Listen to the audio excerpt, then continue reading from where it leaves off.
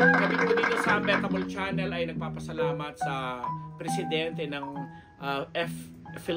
Film Development Council of the Philippines na si kapatid na Pipo or si Tirso Cruz III sa imbitasyon po niya dahil ngayong September ay pinagdiriwang yung parang sine, komedya something. Nabigyan tayo ng imbitasyon dyan. Ngayong darating September 29 po kasi ay magbibigay po ng pagpaparangal ang naturang ahensya o isa sa mga ahensya po sa pelikulang Pilipino, ito yung FDCP or Film Development Council of the Philippines, na magbibigay sila ng recognition at pagpaparangal sa ating yumaong comedy king na si Dolphy, si Pidol Rodolfo Vera RVQ. Tama, Rodolfo Vera Quezon. O mas kilala po natin bilang si Pidol or Dolphy. Bibigyan na ito ng karangalan dahil nga ito yung month na ito ay celebration ng mga pagbibigay ng honor sa mga comedians po natin. At ang mga pararangalan din po nga dito ay pinangungunahan ni na nasaan yung ko Michael V, and then Ai de las Alas, Eugene Domingo, Vice Ganda, at ang Tito Vic and Joey. Wow! Grabe yung ibang klase. Lahat sila sobrang deserving, sobrang karapat-dapat silang mapasama, silang magkakasama. Unahin na natin si Michael V, na sabi ko nga, as a personal, opinion, talaga namang isa po ito sa pinaka-genius, isa sa pinaka-mabrilyong mag-isip na content writer, director, performer, singer, parody composer, etc. ay napakagaling naman talaga. At ibang klase ang comedy na ibinibigay ng Michael V na alam mo yon sa mga ginagawa niyang projects, lalo na dito sa kanyang long time running na Mapipito Manaloto sa GMA7. Sobrang deserving ka. Ibang klase ka, Michael V. Saludo sa'yo. Next, Eugene Domingo, Best Actress, Best Comedy Actress, ang kapa at magaling mag-host ito. Ang balita natin, nasa abroad din si Uge kasi alam mo naman, may asawa, foreigner, magpapaka-happy-happy at kahit nga sabi niya hindi na siya masyadong aktibo sa industriya, hindi na siya masyadong gumagawa ng mga projects, but still, yung na-contribute niya sa larangan ng komedya, mga movie projects na ginawa niya, nangunguna na dyan ang pinag-uusapan nating babae sa septic tank, yung Kimidora, etc. ang Barber's Tale. Ang tagal lamang lumabas ang pagiging maningning niyang artista, makabuluhan niyang artista na kahit komedyante siya ay talagang wow.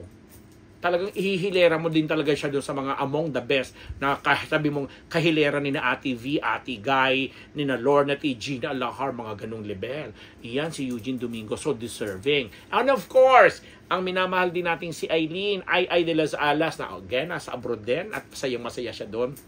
Na ito nga si Ai talaga namang tinagurian din siyang comedy concert queen kasi nung kasagsagan talaga ng kasikatan niya, na paghahalo niya, siya nga nung pinapart niya siya yung tinatapat kay Pidol, kay Tito Dolphy nung araw kasi napaghahalo niya, na pagsasama ni Ai yung galing niya sa komedya, ang galing niya sa pagpapatawa, galing niya sa comedy skit, ang galing niya sa stand-up comedy, hanggang sa movies, hanggang sa series. 'Di ba? At pag may mga ginagawa din siya mga seryosong project, kapuna-puna rin at napapansin din ang husay niya bilang isang artista. So again, congratulations, well deserved! Sobra! And of course, questionin ba natin ang isang Vice Ganda na talaga namang hanggang ngayon, sabi nga namamayagpag, may mga nagkiklaim, may mga nagsasabi na after Dolphy, siya na yung sumunod in terms of, yung longevity ng career at saka yung mga projects na lalo na yung mga movies niya na kung pagkita kung yung kita sa takilya ang sinasabi natin dito wag akong kukwestiyonin ng iba. Kung yung box office results ay talaga namang lahat ng mga movies niya ay nasa top 10 ng yung pinakamalalakas na kinita sa pelikulang Pilipino. So, and then of course yung kanyang Showtime, yung kanyang Everybody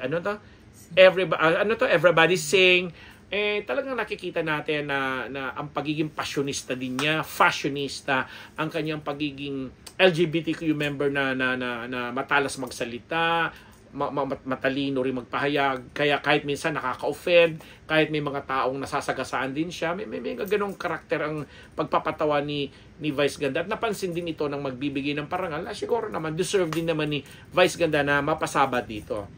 Deserve! And of course, ang Tito Vic and Joey na sabi ko nga, bakit parang ngayon lang ang supposedly parang long overdue na ang ganitong karangalan dito sa tatlong magagaling din na magpatawa na to, na sabi pa nga natin na na-inspire sa mga panahon ni na Tito Dolphy, ni na Chiquito, ni na mga iba pang komedyante natin na nakasabay din naman ng Tito Vic and Joey. Hindi mo na rin basta-basta mapipintasan ang mga ginawa nila mga projects before, etc. Hanggang ngayon sa television na kahit may skandalo, kontrobersiya at iba pa, ay talaga namang nagniningning at talaga namang, sabi nga natin sa Itbulaga, nung Itbulaga talagang original, 44 years in television na hindi mo na basta-basta masusukat yan ng ganun-ganun lang.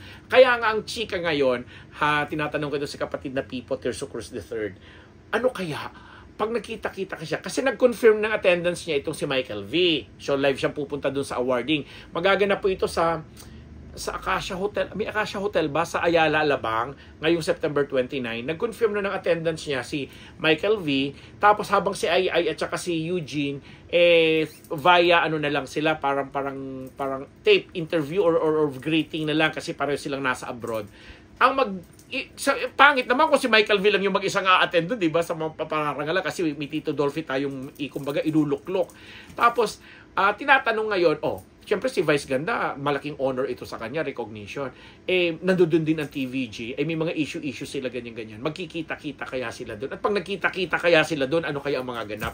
Yun yung aabangan din natin po sa Unbettable Chapter. Hindi tayo mang-iintriga, hindi rin kami nang-iintriga, kasi naman ito ay mga well-deserved nilang karangalan at mga pagpaparangal sa kanila ng Film Development Council of the Philippines sa pamumuno po ni Tirso Cruz III. Isang napakabuting kaibigan po. Panahon pa namin ni na Ate V, Ate Guy, kaibigan na po namin yan. Ganun na po ako katanda. Charot! Sige na lang, abangan po natin yan and let's congratulate. Sabi nga natin dito, chill lang, positive lang tayo. Labas ang mga issue ng mga kanilang mga programa dyan. Basta kino-congratulate po natin silang lahat.